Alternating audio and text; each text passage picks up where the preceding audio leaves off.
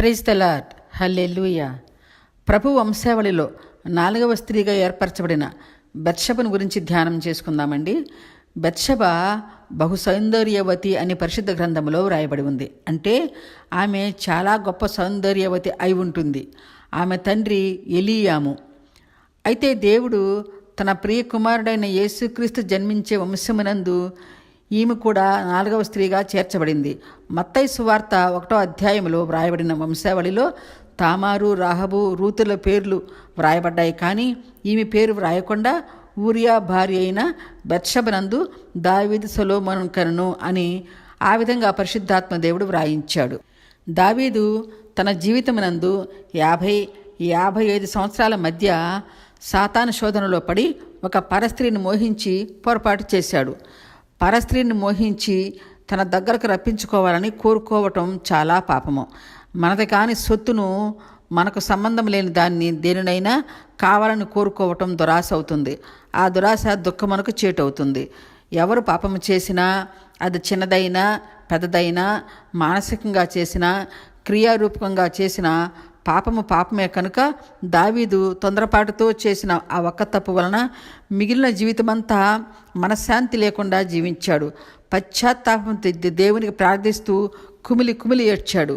అయినా దావీదుకు ఆయన కుటుంబం వలన దేవుడు కష్టాలు కలిగి చేసి దావీదును శిక్షించాడు.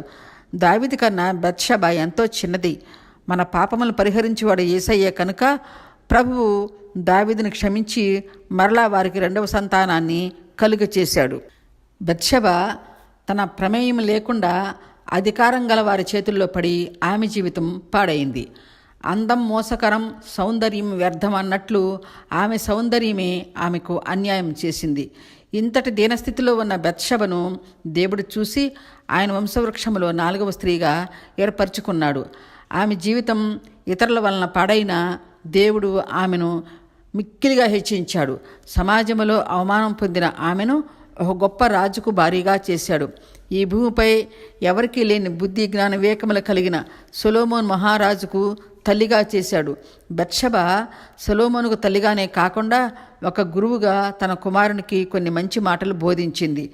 దేవుని జ్ఞానము కలిగిన సొలొమోనుకే బత్షెబ జ్ఞానం గల వాక్యములను బోధించింది.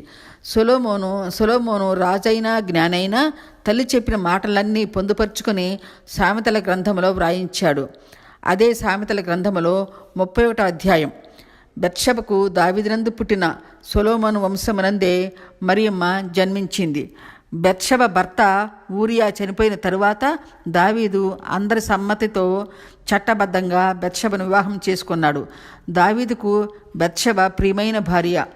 ఆమెకు జరిగిన అన్యాయానికి ఆమె కుమారుని రాజుగా చేశాడు. దేవుడు దావీదును క్షమించి వారికి కలుగజేసిన 2వ సంతానమే సొలొమోను. ఈ సొలొమోను దేవునికి ఇష్టుడు. బత్షెబ కుమారుడైన సొలొమోను ద్వారానే యెరూషలేము దేవాలయము కట్టబడింది. బత్షెబ కుమారుడైన సొలొమోను వంశములోనే మరియమ్మ జన్మించింది.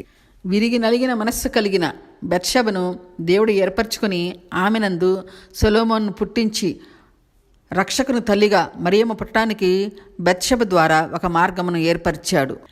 ప్రేమమయుడైన పరమతండ్రి విరిగి నలిగిన వారిని, నశించిపోతున్న వారిని వెతికి రక్షించే దేవుడు మన యేసయ్య.